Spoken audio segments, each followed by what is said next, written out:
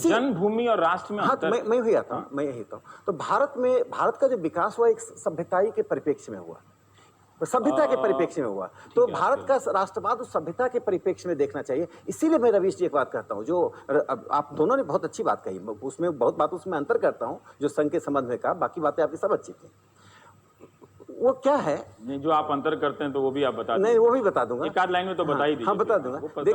देखिए भारत का राष्ट्रवाद कोर्सिव नहीं है, पश्चिम के राष्ट्रवाद में कोर्सन है। जिस जर्मनी का आपने उदाहरण दिया, उसका एक उदाहरण देता हूँ। बार बार पीडीपी की बात, हाँ मैं बता रहा हूँ, बार बार भारत का राष्ट्रवाद कोर्सिव नहीं क्यों है कि देखिए अभी आधुनिक उदाहरण लीजिए, नागालैंड में एंटी इंडिया मूवमेंट चला, कश्मीर में सेपरेटिस्ट मूवमेंट चला, मिजोरम में चला लालडेंगा का। सब जगह हमने डेमोक्रेटिक प्रोसेस से जो सीमांत क्षेत्र, सेना का कोई रोल नहीं है कहीं? मैं अब उसको ठीक है, आजकल के माहौल में तो डर रहे हैं हम लोग। एक लोकतांत्रिक प्रक्रिया के तहत हमने राष्ट्रवाद को इवॉल्व कराने की कोशिश की।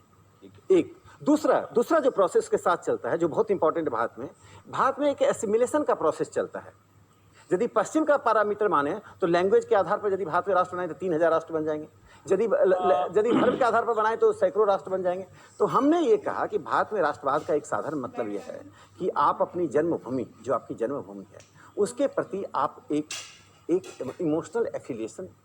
अगर आप यहाँ रुकें तो मैं इस पर टिप्पणी करना चाहता हूँ कि आपने वेद के श्लोक का उदाहरण दिया, जननी जन्मभूमि, लेकिन ये और सभ्यता का उदाहरण दिया। तो सभ्यता यूरोप में भी पहले थी, ऐसा नहीं है कि जब वहाँ पर एक तरह से इवॉल्व आया। और सभ्यता कोई बहुत अच्छी चीज़ नहीं है, मैंने उसमें सामंतवाद है, उसमें कई तरह के शोषण है। हम आजकल वो कल्चरल प्रोग्राम के प्रोडक्ट के रूप में देखते हैं ना कि प्रगति मैदान में सिविलाइजेशनल कल्चरल प्रोग्राम हो रहा है।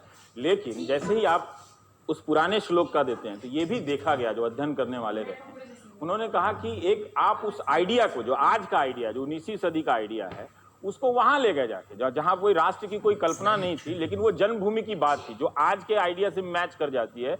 ये मेरी जन्मभूमि है, जो इसकी एक सीमा है।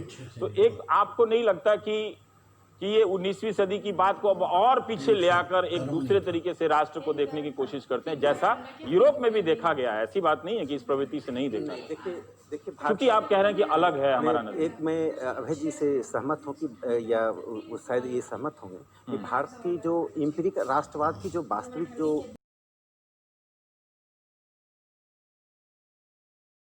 यही तो जेएनयू की विशेषता है कि वो डिबेट को, मैं उम्मीद करता हूँ कि आपने जब सम्मेलन होगा राष्ट्रवाद पे तो आप निवेदिता मेनन को बुलाएंगे। मैं तो अपने यहाँ सब लोगों को बुलाता था। और आप अपने यहाँ बुलाते और मैं बताऊँ रवि जी, मैंने आपको कई बार आमंत्रित किया, आप नहीं आए। तो मैंने आपकी इस वजह से मैं नहीं आया। और अभय जी आए, एक मैं भी आ जाऊंगा। और एक मार्क्सवादी को बुलाया, उसके कारण जनसत्ता ने 4 हफ्ते तक डिबेट चलाया। क्यों बुलाया? डिबेट चलना चाहिए, बहुत अच्छा है। क्यों बुलाया? मैं तो डिबेट चला रहा हूँ कि उन्होंने 7 क्लास लिया तो 1 क्लास आपका क्यों नहीं लिया? अगर आरएसएस में कोई नहीं है और आप ही हैं तो आपको बुलाना चाहिए। अगर कोई नहीं मिल रहा है नेशनलिज्म पे बोलने के लिए।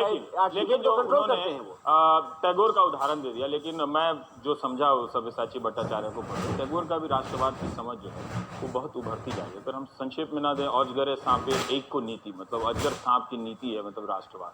आज टैगोर होते तो लोग पता नहीं क्या करते, उनकी दाढ़ी नोच लेते कि क्या करते। मेरा कहना है कि आप बंगाल क्यों जा रहे हैं? हम लोग तो हिंदी के क्षेत्र के व्यक्ति हैं, हिंदी का चैनल चला रहे हैं। प्रेमचंद ने राष्ट्रवाद के बारे में क्या कहा था? प्रेमचंद ने कहा था कि राष्ट्रवाद आज के जमाने का कोड है। तोड़ी जा सके नहीं, प्रेमचंद ने कहा था कि राष्ट्रवाद आज के जमाने का कोड है। प्रेमचंद ने कहा था।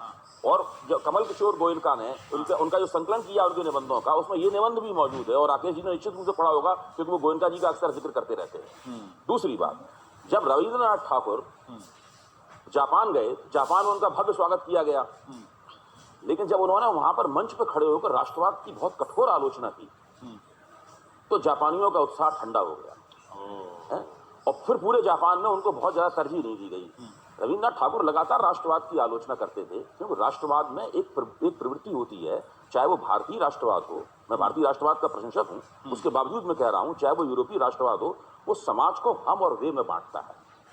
कहीं भी हर जगह हमेशा हम और वे में बांटता है। जैसे कि सावरकर, वीर सावरकर, जिनकी मैं बड़ी इज्जत करता हूं, उन्होंने राष्ट्रवाद को पुण्यभूमि और जन्मभूमि की अवधारणाओं में बांट दिया।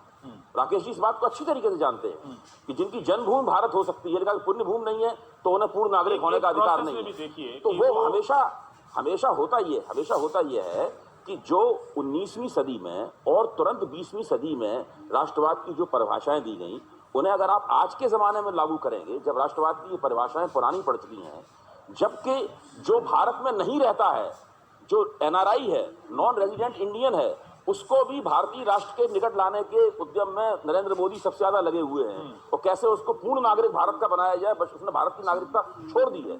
ऐसे जमाने में जब भारत के अंदर आप ऐसी राष्ट्रवादी राजनीति करेंगे जो कि हम और वे में समाज को विभाजित करेगी, राजनीति को विभाजित करेगी, तो क्या होगा? बात ये आप दोनों के उदाहरणों से कि मुझे भी ठीक लग रहा है कि आप भारतीय संदर्भ में, खासकर हिंदी के संदर्भ में आप लोग उदाहरण दे रहे थे, ये ठीक है, यहाँ तक बात ठीक है।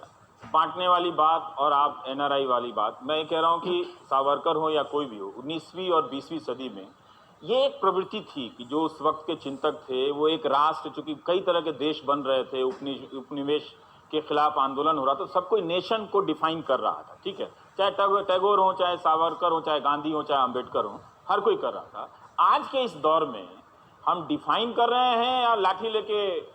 यहाँ हाँ, मैं देखिए एक बात मैं टिप्पणी कर दूं जो अभय जी ने कहा। देखिए, प्रेमचंद ने या टैगोर ने जो राष्ट्रवाद शब्द की आलोचना की, अवधारणा की आलोचना की, उनका काल और पृष्ठभूमि देख लीजिए। उस वक्त यूरोप में राष्ट्रवाद के नाम पर ही सब नंगा नाच हो रहा था। जैसे आप जर्मनी का लीजिए, आज भी हो, मैं क्या कहा, 20 से 25 मुल्कों में मैंने क्या कहा, मैंने कहा कि उन्होंने का जिस राष्ट्रवाद की आलोचना की वो हमारा राष्ट्रवाद नहीं है। शब्द वही है, नेशनलिज्म शब्द वही है, चूंकि यूरोप से आया है। राकेश जी, ये आपने अच्छी तरह से रेखांकित किया, लेकिन क्या आप ये देख नहीं पा रहे हैं कि हमारे राष्ट्रवाद में भी उसी तरह की कमजोरियां हैं जो यूरोपियन राष्ट्रवाद में रही हैं, उसी तरह के खतरे हैं जो जर्मनी में रहे हैं? मैं उस खतरे का जवाब, आप ये बताइए कि जो लाठी लेके और झंडा लेके जो खड़े रहे, ये जर्मनी में नहीं हुआ? मैं कह रहा हूँ कि हर विरोधी को कम्युनिस्ट बताना जर्मनी में नहीं हुआ। आप तो पढ़े हैं, मैं कह रहा हूँ कि देखिए, मैं कह रहा हूँ जो आपने मुझे, मैं आपका एक अभिनंदन इसलिए करता हूँ कि आप अकेले टीवी चैनल हैं, मैंने और टीवी चैनल मैं चिल्लाने वाला हूँ? नहीं, आपने अपने इंट्रोडक्शन में, अंग्रेजी में आपने अपने introduction, Rakesh Sinha, you are the one, आपने अपने इंट्रोडक्शन में सुजीत की बर्बर हत्या की बात रखी। मैं यही वो भी मेरे देश का नाम, मैं यही बात कहना चाहता हूँ कि भारतीय राष्ट्रवाद का जो विमर्श हो रहा था, उस विमर्श को एक पक्षीय और यूरोप केंद्रित बनाने का जवाहरलाल नेहरू विश्वविद्यालय के शिक्षकों ने किया। यही कारण है कि हमारे जैसे लोगों को नहीं पढ़ा रहे हैं। हमारे राकेश सिन्हा क्यों नहीं है? और तो नहीं है, एक तरह उसको दो बातें मैं जोड़ दो बातें जोड़ दूं।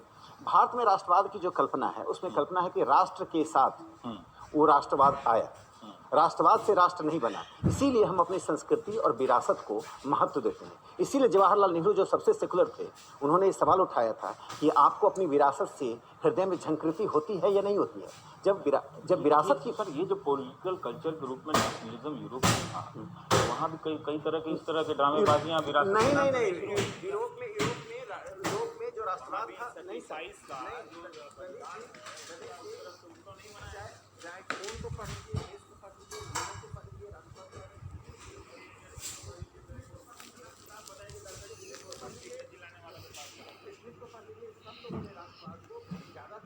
और आर्थिक अवधारणा से जोड़ा है। उन्होंने सांस्कृतिक पक्ष को कम रखा। भारत में जो जो आरएसएस और बीजेपी कहना चाहती है, वो कहना ये चाहती है, जब आप राष्ट्रवाद को परिभाषित करते हैं तो आप अपनी विरासत को, अपनी संस्कृति को और सांस्कृतिक इतिहास को उपेक्षित न करें। सिर्फ एक ही संदर्भ है जो जवाहरलाल नेहरू विश्वविद्यालय के जैसे प्रोफेसर